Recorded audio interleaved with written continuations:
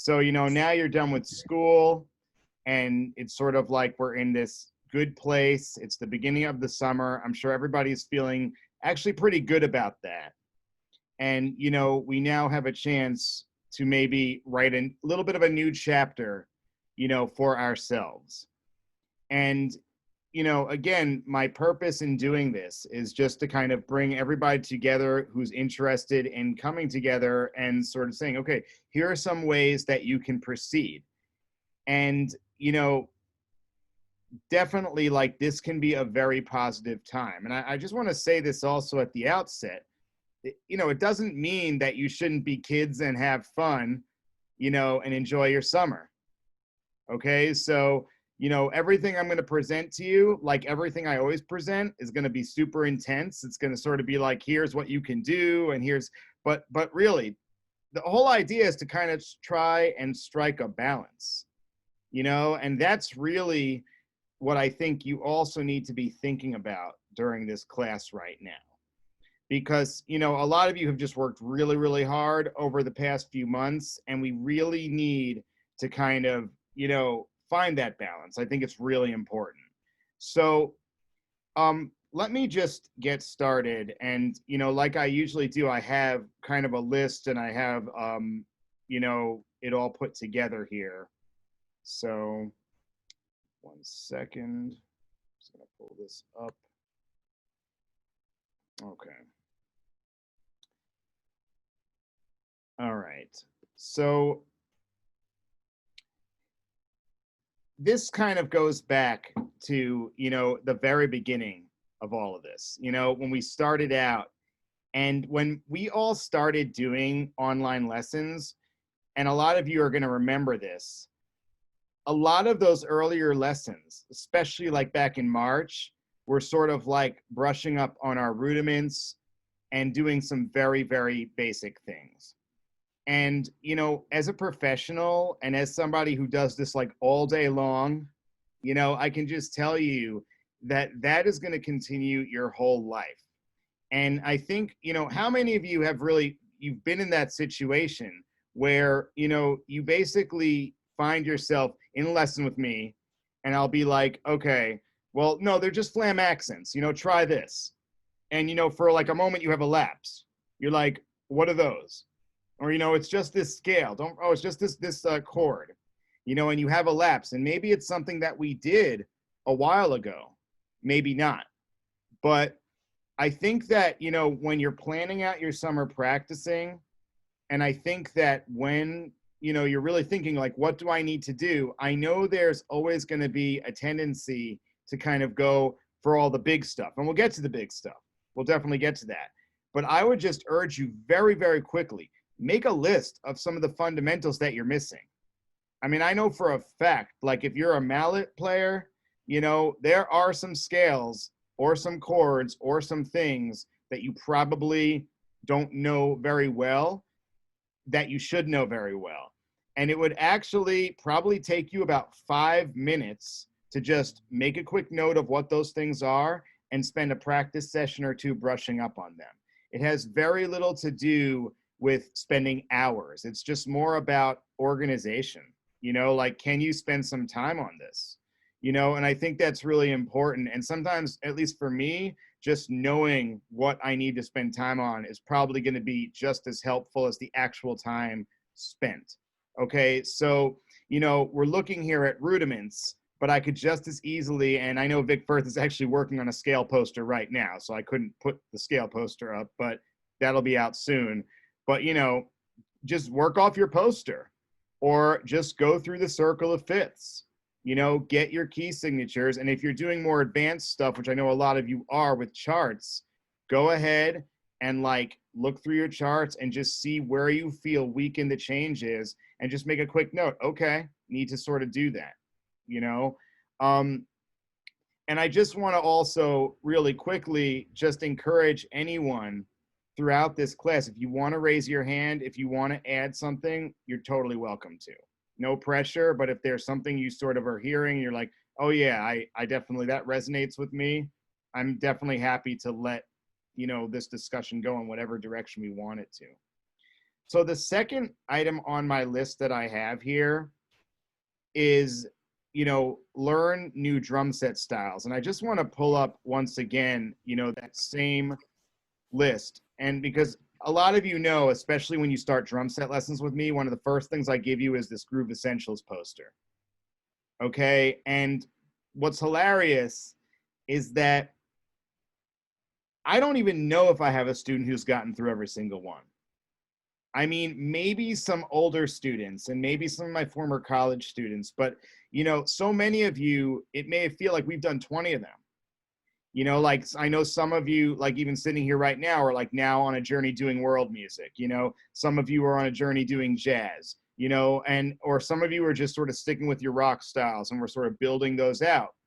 And the reality is that, and this is one of the things that I just love so much about the Groove poster, is that you are never going to go wrong. I mean, you could literally pick any one of those grooves that you don't know, and if you just stick with it and work with it, it's going to be productive. And that goes very, very deep, actually. I mean, you can change your speed, your tempo. You can actually go ahead and just, maybe if you're more of a concert orchestral drummer and you're sort of not doing drum set, you can definitely take some of the rhythms here and apply them to the music that you have to play. It's all related. It's all related and it's all going to come up. And I think it's really important. And I just think everybody here knows I'm a huge fan of Tommy Igoe. Everybody knows that, especially my Wednesday meeting people know a lot. Hey, James, how's it going, man? Welcome. And I think that pretty much like Tommy just did such a great job in putting this resource together. And the Groove poster is a free resource. You can Google it if you don't have one from me. And then if you want to take another step, I have a link on this blog post where he actually wrote several volumes called Groove Essentials. They're play-along tracks. I actually don't carry them here myself yet, but I'm going to soon. But either way, I would strongly recommend them. I think that they're fun to play along with, and they're something that I'm going to be using with a lot of my students moving forward anyway.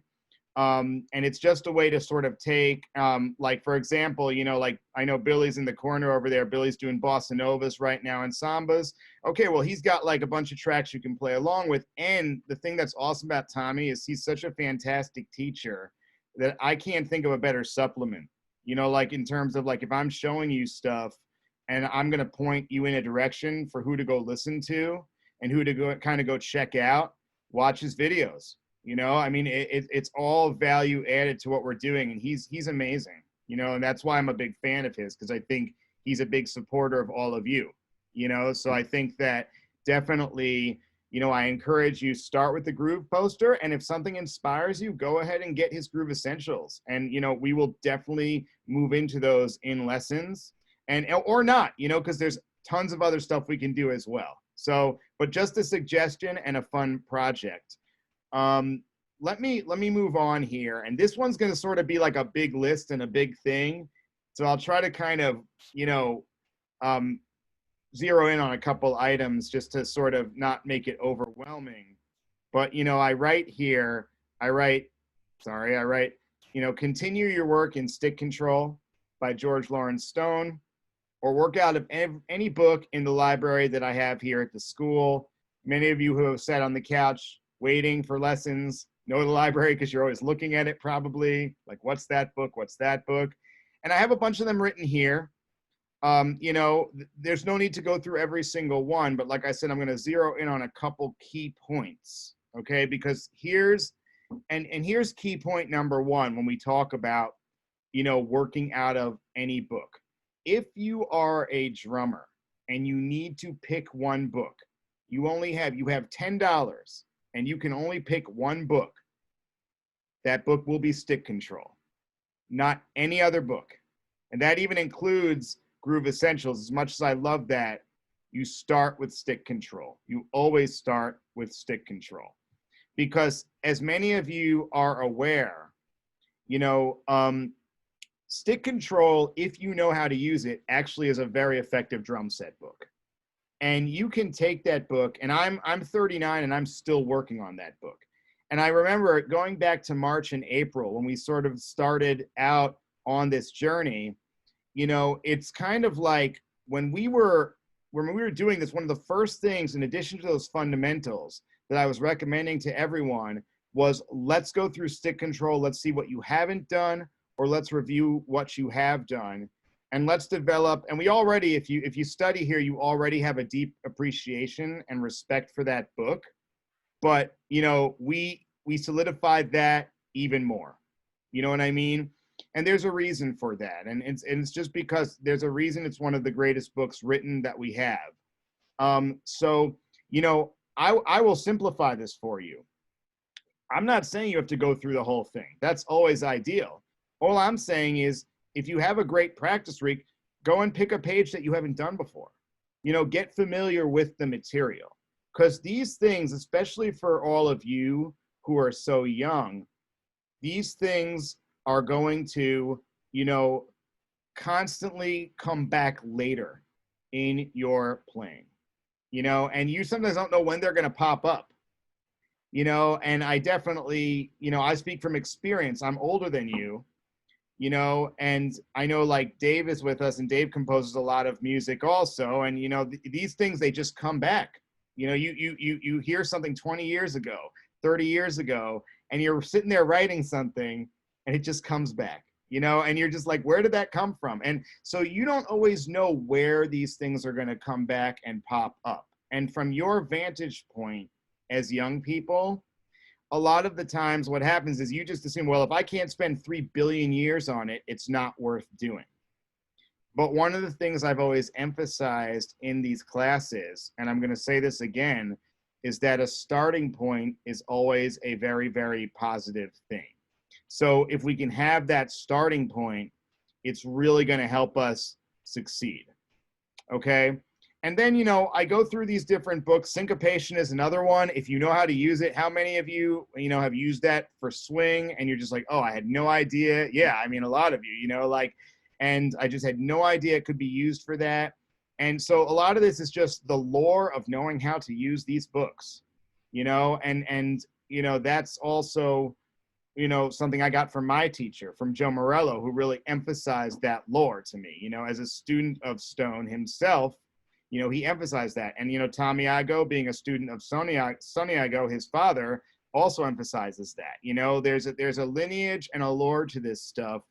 And when you work out of syncopation or stick control, and you do that this summer, you are doing something valuable that goes back beyond generations. Now, if you have some more time on your hands, definitely check out the playing of David Garibaldi, Tower of Power. He wrote a whole book, Future Sounds. And I use it with a couple students here. If you're more concert percussion minded, Portraits in Rhythm by Cerrone. I mean, you're not going to go wrong with any of these things. And I'm always available to help you decide what to work on. I can just tell you, and this is something that I've sort of come to in my life, which is, I remember being your age and looking at these books and feeling like, man, I have to get to everything. And I applaud all of you for feeling that way. I mean, I've had that conversation with some of you. Like, so I know that, it can feel overwhelming. And all I can tell you is that if you embrace music as a lifelong, endeavor and a journey to learn, then when you have these 1 or 2 month periods in your life, like what you're about to have, where you might be able to get more done, if you take the long view, you're actually going to find that you'll be very successful in absorbing the material in these books over a number of years. And I just remember being about 16 or 17 and just feeling like no matter what I did, I could never get everything in the art of bop drumming. I could never get everything. And, it's only now that I work on these books with all of you. And then, of course, in my prior education career at NYU, where I sort of look and I say, I really did absorb that material. And I kept coming back to it over the course of my life. And I knew to just sort of calm down and say, okay, well, here's what I haven't done. Let me look through this. It's when you start to get overwhelmed and when you start to sort of say, well, I have a week, but I got to get it all in. I can't get anything in. And, you try to set too many goals that you can't achieve. that's when you usually run into problems. So in a nutshell, what I'm also saying is set a realistic goal for yourself. You know, like I've said this to a couple students this week, which is like, I mean, if you can't do the whole column on page 7 of stick control, just pick one pattern, you know, and try to work through that and try to find different applications for it, you know, in your drum set playing, as we've discussed, with your feet, or some of you are doing it with your hands. You know, page 5 through 7, the columns is what I'm referring to. So, you know, attitude is always going to play a role. It just always is. And look, we've learned that. We have learned that, especially over the past almost 4 months. You know what I mean? And I think that's why so many people have been successful. But now, as this new chapter is going to be written for all of us, you know, I think that, you know, it starts with, well, what are you going to do this summer? You know, so I want everyone setting realistic goals, and please go back and check out the post, get inspired by some of these things, but eat one piece of the cake at a time. You know, don't try to eat the whole thing. You know, it's really important. Even if I look like I eat the whole thing, that's not, don't do it. Okay. So anyway, been home, right? We've all been home too much, right? Even though I've been at my studio is 5 minutes from my house. Okay. So anyway, all right. So this next one is really important. And once again, if anybody wants me to talk about any of these materials more, or books more, or has questions, just raise your hand, no problem, okay?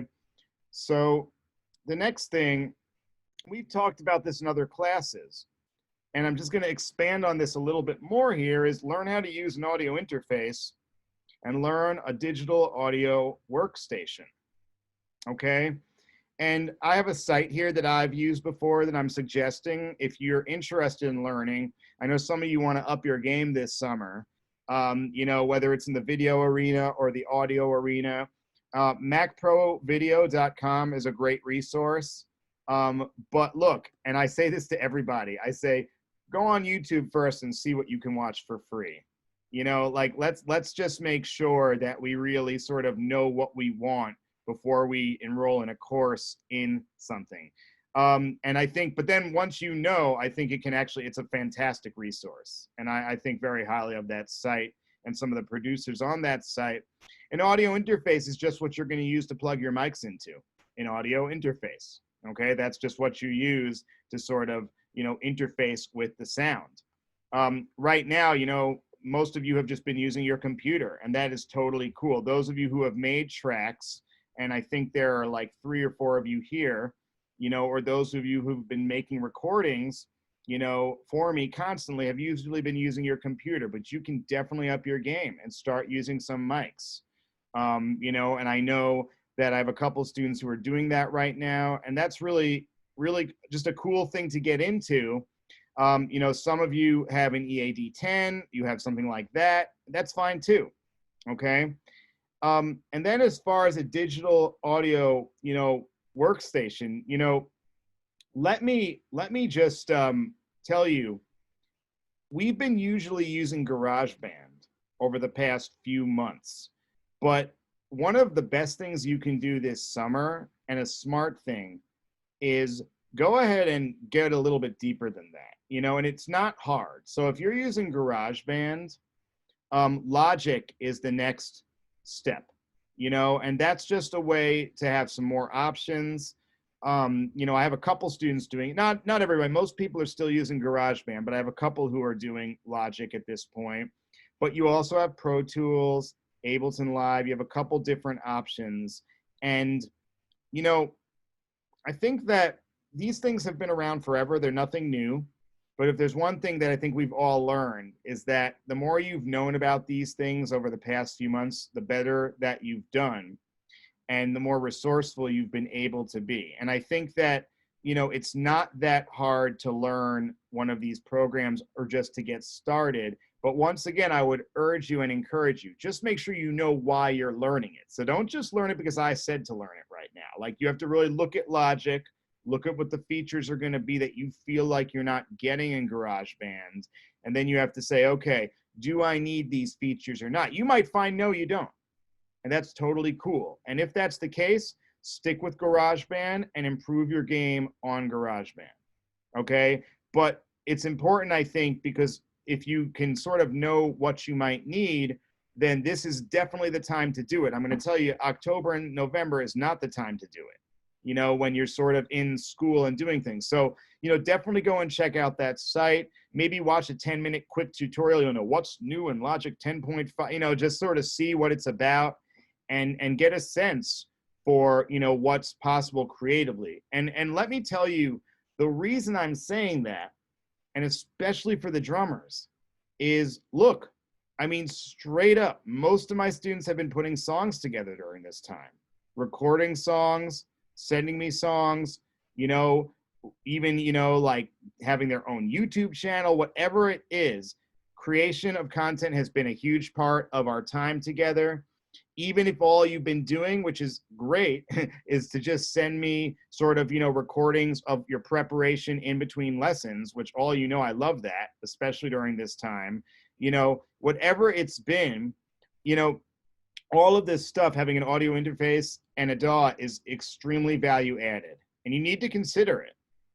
And I think it, you know, to not consider it is probably a mistake at this point. The reason I'm saying that it's a mistake is because I think that the world is full of uncertainty right now, and that includes music education. I mean, how many of you right now, and just, you should all raise your hands, so I'm going to tell you right away the answer, but how many of you right now, you know, are, you know, you don't really know what your school is going to do in September fully. You sort of know. They've sort of said this or that, and, you know, they might have even given you a plan. But I mean, really, we, you know, come on, we don't know what's going to happen here. And there's definitely, with music, so much uncertainty for what that means. You know, and I was just talking to a student yesterday, actually, Billy, man, it was you. I was talking to Billy yesterday just about, okay, so what does that look like? Jazz band, doing this, doing that. It's hard to answer that question right now. So, you know, you have to have the tools. And one of the things I've been saying, and I've been saying this since the beginning, which is if your strategy has always been to sort of just wait around for band to start, wait around for this to happen, wait around for that to happen, then you're going to find it very, very challenging to operate in this environment. And that goes beyond just music. That's not a statement about music. That's probably a statement about everything right now.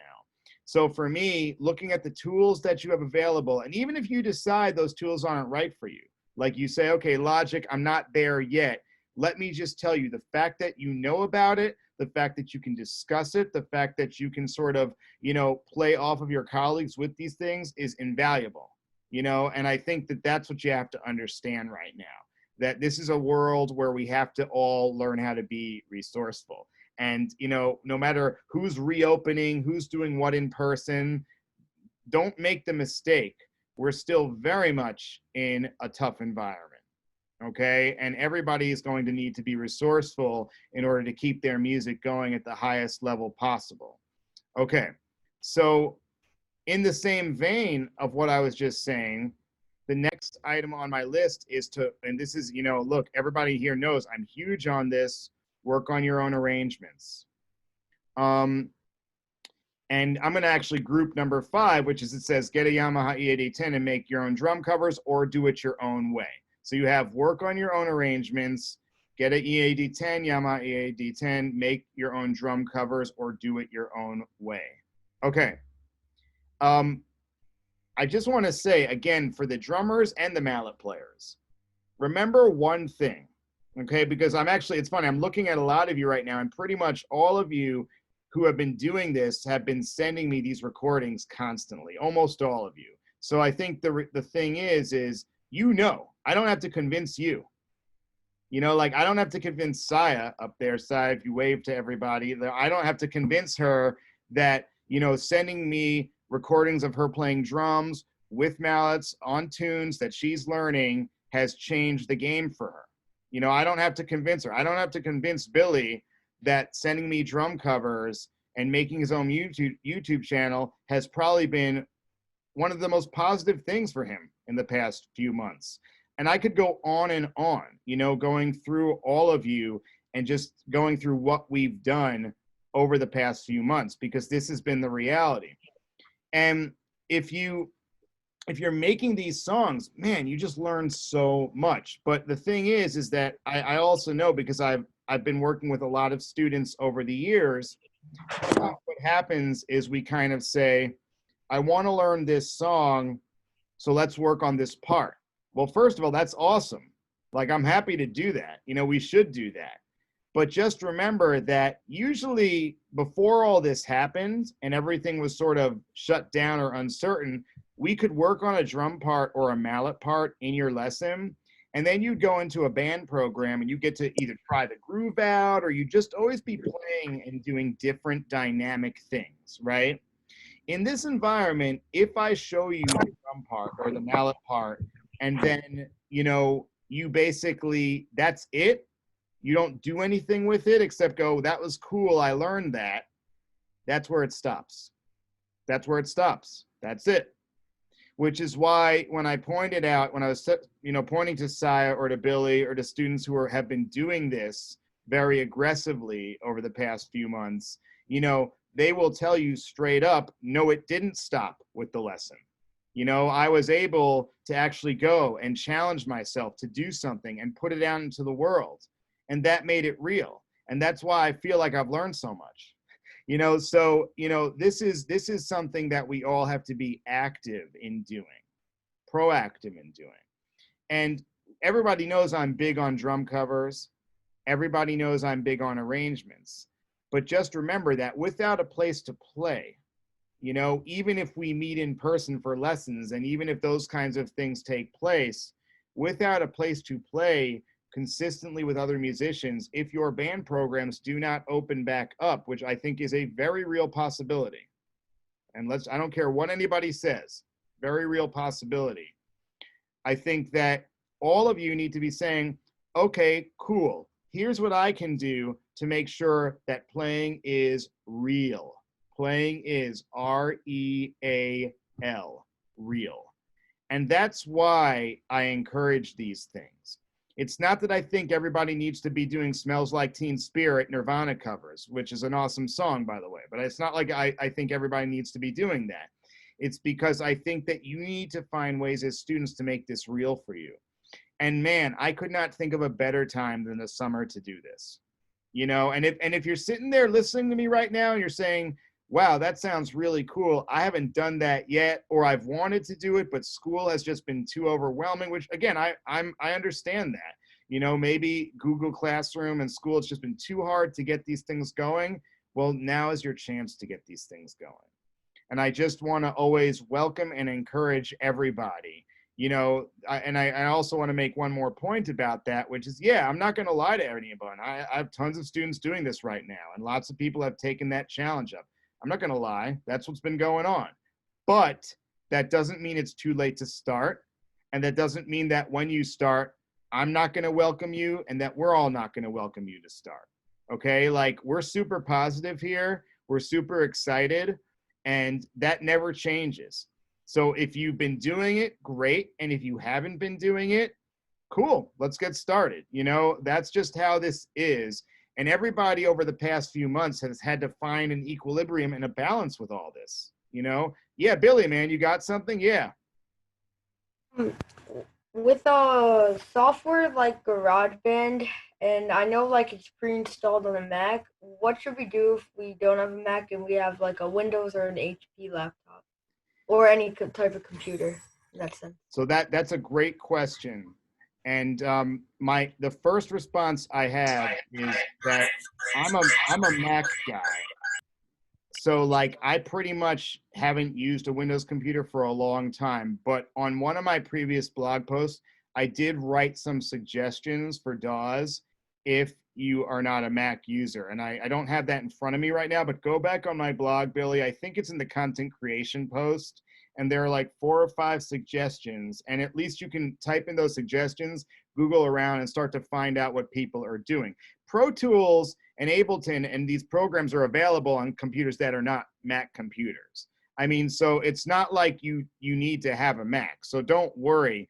The only thing about computers that are not Mac computers is that, as you all know, sometimes the parts don't always agree with each other, right? It's like, the thing about Macs is everything's very built up together. It's easy to use, and that's it. and by the way, most of the Windows 10 stuff is now, like if you buy a tablet, it's pretty much that way. But sometimes you'll find that a program you get that's Windows compatible, one aspect of it or something, it just doesn't go as smoothly. So, like Billy, you just got to do some research. That's all. Just do some research. Make sure, because I'm not a Windows user, but tons of people I know are. They're totally fine. We're doing work together. It's not a big deal. And that's a great question. And actually, what I also love about that question is that I think that a lot of this stuff is research based. Like I'm sort of giving you some suggestions in all these classes, and hopefully those suggestions sort of spark your interest and get you excited. But at the end of the day, this is a journey you all have to be on. I mean, I was just having a conversation a few days ago with a student who was actually getting an audio interface and some mics. Okay. And, it's sort of like a little bit different than when a lot of you want a pair of cymbals or a pair of sticks. I can be like, well, here are the things you should do. Here's what you should get. And if I want to, offer some choices, we do that. With mics and audio interfaces, there are so many different options and so many different choices. And like Billy says, you all have different computers, and it's just so research is king. Okay, and we live in a great time to do research. I mean, you want to buy a little keyboard, you can find 500 reviews. Half of them are like Amazon influencers. They're just trying to make money. And if you buy, one of their things and click through or something, so you should have no trouble. And I think, as an educator, one of the things I always find with students is students will sometimes come in and ask me these questions. And man, like it's a good question. But at the same time, like do the research. You know what I mean? And if you do the research, you're going to learn a lot. It's not just about what you end up buying. You will learn a lot by doing the research. And that's what's important, because in this day and age, being resourceful requires that you have the ability, even when you don't use something or don't necessarily know about something, you have to either pull together groups of people who do know about those things, and you have to be able to know the difference between someone who actually knows something and someone who doesn't, and I think it's really important. So you have to, research will help you get there. And it'll also then help you compensate for your weaknesses when doing projects. So that's a great question. Thank you, Billy. That's awesome. And anybody else with questions, please don't hesitate. Okay, so the next thing, and we're gonna sort of go into a different category here. And the next thing is just learning new repertoire. Okay, and repertoire is something that I will tell you something, and this is really kind of interesting. When I started doing my teaching out here in Westchester, probably more of my students were mallet players. Like Alex, man, I met you early on, right? Alex, I met you like super early on. I think you were like in 7th grade, maybe 8th grade. And, back then I had drum students, but it was more of a mallet thing at first, because people would find me, because it's hard to find mallet teachers, and then I think Saya, you sort of were early on as well, and it was the same thing as Alex, sort of kind of like, well, we need a mallet teacher. Who does that? And the thing is that now that the school has grown so much and evolved, and especially over the past few months with what's happened, I mean, this is the drum school, straight up drum school. And there are lots of people here studying mallets. Don't get me wrong. I mean, I'm a huge mallet player. I'm always going to be. But I think that, we tend to talk about a lot more than classical music at this point at the drum school. And so I don't always get the opportunity to talk about this, which is summer is a great time to learn repertoire. Okay, like, and all of you who have studied mallets with me know that I sort of have certain categories. Bach is one of the categories. Okay, something more contemporary might be another category. So you can go through and you can look at what repertoire you know and don't know. And this is a great opportunity to fill those gaps. Do you know a rag by Green? Do you know a work by Bach, a full-fledged work? Most of the mallet players I'm looking at here do. Okay, so that's good. But then there are other categories as well. And I think that, when learning repertoire, let me give you some positive encouragement here. Don't only try to tackle gigantic NISMA level 800 all state pieces. Okay. Pick small pieces. Like, say to yourself, okay, well, how can I learn 5 pieces this summer? Because you'll probably learn a lot more from doing 5 little pieces than you're going to learn from doing one gigantic piece. And I'm definitely like, I'm looking at Alex and Saya right now, who both were doing all state prior to everything sort of dissipating, right? So you both had these giant solos, right? That you were just working on and coming in every lesson, and it sort of never feels like it's getting better. It's just so hard to get it. And it's just, okay, that's important. That's important. Climbing that mountain is important. But you also have to learn how to take a lot of small pieces, because the small pieces are what give you the ability to read a piece of music quickly, to sit down whenever your band program starts again, to sit down and just quickly sight read. The more music you play, the better off you are.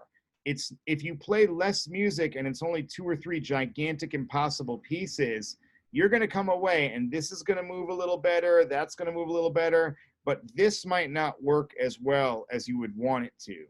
And it's important. So when I say learning repertoire, please, small, tiny pieces, and I'm happy to advise on any of that, this summer. For any of you who are doing mallets, and you just want to say, that sounds really cool. I would kind of just like to learn pieces where I can put them together quickly. That's a great strategy and a very powerful strategy. And, I think everybody knows here, while I'm a supporter of doing what my students want to do with All-State and NISMA, and I have a lot of students being very successful in those things, I do not believe the world revolves around those things. Just the opposite. And so, I think with all the uncertainty, let's get real about what will actually get you better on your instrument. Okay. It won't be preparing to get a 97 on NISMA. Okay. It's going to be learning how to do lots of different exciting pieces, variety. You know what I'm saying? And then when you go and do NISMA or All-State, you know what you do? You sleep through it. It's easy. It's easy. And that's the point. And I know many of you, we've had that conversation about sort of that one pivotal moment when you go to play your solo and how nervous you get, and that's all normal. I've been there too. But the thing is learning lots of small works will help you with that. You know what I mean? And it's just about experience at the end of the day. So, and then, to kind of carry that concept forward, we have to then talk about learning new charts. Okay, for those of you who are studying jazz, and for those of you who are working on all of the components that go with playing jazz. And I actually want to sort of expand that concept a little bit, because some of you right now are sitting here and you might not be mallet students, but I remember back to our ensemble rehearsals where you were like, let me play mallets anyway. And I kind of gave you a part to play and you dug it. It was awesome. And, so remember, what I'm going to say, it encompasses the entire spectrum of, really easy to really hard. Okay. So for example, to those of you who were basically an ensemble doing those easy parts, learn some blues progressions. It's a really fun thing and easy thing to do. If you're learning harder charts and you know who you are, definitely you have to go through those transitions and make sure that you know those scales really, really well, and you know how to do these different things. And if your weakness is more harmony, where you just don't know how to put those chords together, this is a great time to go back to our chord exercises and voicings. But again, going back to what I said in the beginning, you have to sort of look at a chart and you have to not be like, let me just play through the whole thing and see what happens over and over again. You have to be able to say, okay, well, what are the actual issues I'm having here? What are the fundamentals, right? Go back to my first item on the list. What are the fundamentals? And if you do that, you're going to be very successful, because again, you're going to probably be able to, first of all, deal with it in a couple quick practice sessions, but you're actually dealing with the issue. And, when your head is clear because you don't have school, or in your case, waking up every day and seeing your list of Google Classroom assignments, like you're like, what's the damage today? That's kind of what your lives have been like every day for the past few months. Now your head is clear. So you can look at what you want to do with your music and look at your goals. And I think that when learning charts, that's really important. And, to me, this day, that's important. I always sort of have to look at it, analyze, zero in. What do I not hear as well? Because like at the end of the day, you have to be able to hear this stuff. So definitely those are some things. And those are like 7 things that I really think, if you make some of an effort to get organized and to find a way to do some of this stuff this summer, you're going to not only be productive for yourself, but, and this is really important, this is actually probably more important, but you're going to be productive in the sort of uncertain world that we're all in right now. And, whether this goes on for another 3 months, another year, whatever it is, whether things are sort of reopening, but we're sort of, dealing with it, whatever it's going to be, because none of us knows. Nobody knows what it's going to be. No matter what, all of these things are not going to serve you wrong. They're not going to steer you wrong during this time. And that's the most important thing, because, I've been saying this for 4 months. I'm probably going to say it for another 4 months. But I know it's a very human thing to sort of want to sit there and be like, I will do that when this happens. I will do that once my band program opens up and I can do this again. I will do that. And, I think as young people, I really feel that all of you need to understand that the world is what you make of it. And that, you can continue your music in a very positive way right now. And that will actually not only inspire you, but just give you something that you probably never even thought was possible without all of this, craziness happening. And I know many of you, and I will tell you, it has been one of my most favorite things to hear over the past few weeks when I get an email or one of you tells me that, this has been a really hard time, but I've learned things that I never thought I would have learned. And go with that. Go with that, because that's your life. That's your life. That's not you and me. That's your life. And that's how you're going to proceed in your life.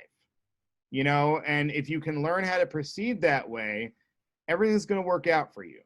And that's, I can't promise how, I can't promise what the world's going to look like, but I can just promise you that as young people who are going to have to lead and have to be in society one day, that is not going to steer you wrong, that attitude. It never will.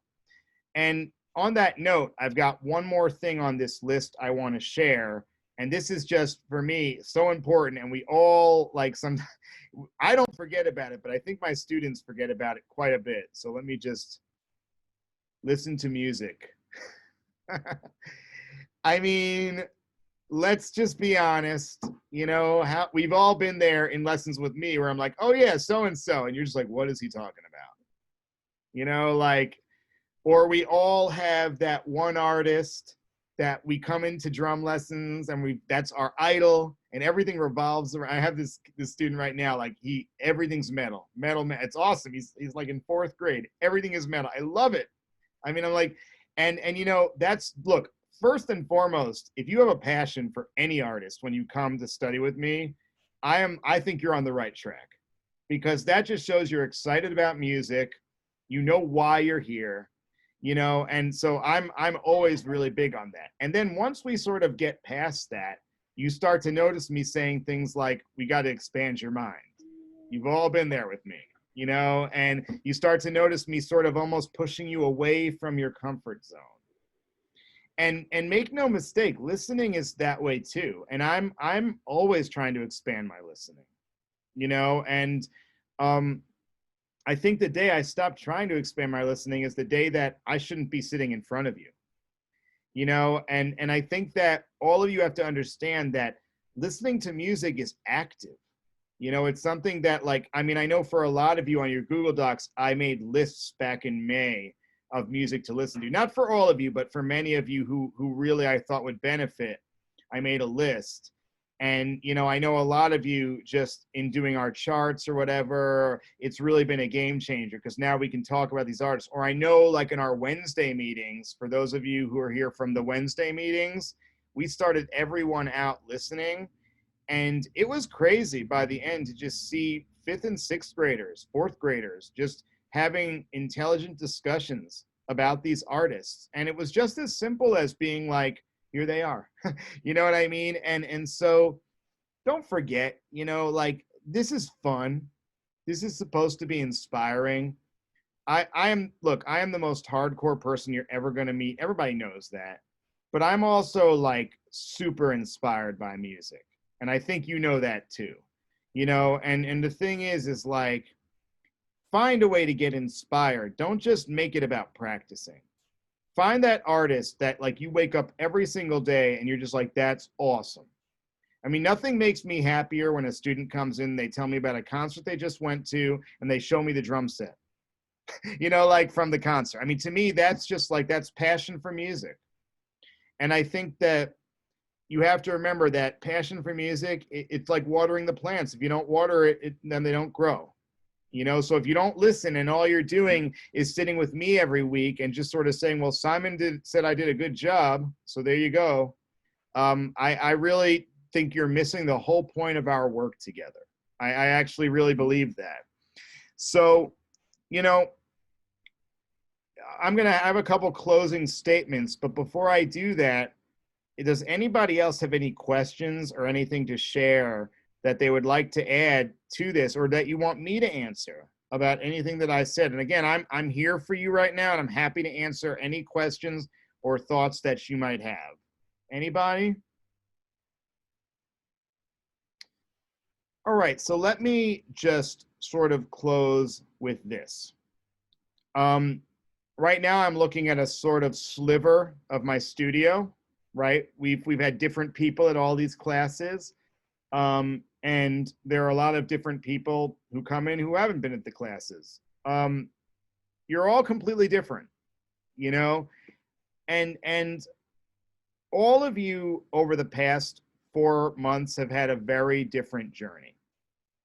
And, I really mean that. And remember, I'm a father and I've been through all this just like you, okay? Waking up every day, doing the online learning, having to get my son through that, okay? Meeting with all of you, seeing all of these different stories and all of these different goals play out, seeing all of these different, I mean, in many cases, success stories play out. I mean, we just had a meeting last night where we all sat there together, like all of us saying, wow, if we had decided to do something different back in March, this would have turned out completely different for all of us. And, all of you have had a different experience going through this, and I support your experience. I support, and I think all of you know that, whatever you've had to do to sort of get through this, whatever you've had to do to be successful, or just to really just wake up every day, and keep things going, I'm a human being and I get it, and I think that no matter what, we're all sort of, and again, no one really knows where this is all going, but we all sense this maybe a new chapter. School is over, summer is here, there are going to be some changes made, and everybody has a chance again to take that deep breath and to just assess, okay? And, I just want everybody to understand that make this a positive time. If you've been someone who you've accomplished a lot over the past few months, great. If you're someone where you sort of were more focused on school and you just didn't know how to keep things going, that's okay too. If you're somewhere in between those two, that's fine also. The only thing that matters is what you do now and how you try to proceed in a positive way. And, go back and take a look at the list and just think to yourself, what inspires me the most and what would I like to do? Because you not only deserve that, but just remember the fact that you have music in your lives. And I'm saying this to everybody, also my studio, who watches this, who wasn't able to attend today. You know, the fact that you have music in your lives is something very, very special. And, you know, it's, don't take it for granted. You know, as this summer comes and as you're figuring it out, just understand that this is going to be something that not only helps you get through this time, but the lessons you learn from doing this are probably going to construct what makes you successful in the future. And, you know, I just want everybody to understand that, because at the end of the day, that's really what I'm teaching. I'm using music as a forum for that, but we're learning much bigger things here. So, everybody, just, I hope you have a wonderful summer. I hope you're going to definitely take some time to look through all this stuff. You can totally reach out to me. I know we're getting all of our lessons set up for July. We're all really excited. You can reach out and try to find a way, you know, forward. I will definitely help you do that if you don't know what you want to do. But just remember, you know, if I don't hear from you, I can't help you. So, and man, this has just been a crazy, crazy 4 months. Deep breath, look at what you want to do, and let's make it happen. All right, everybody, enjoy the beginning of your summer. It's great to see you all, and I'll look forward to seeing you again soon. Thanks so much. Bye, everybody. Thank you, Simon. Thanks. Take care. Bye. Thank you, Simon.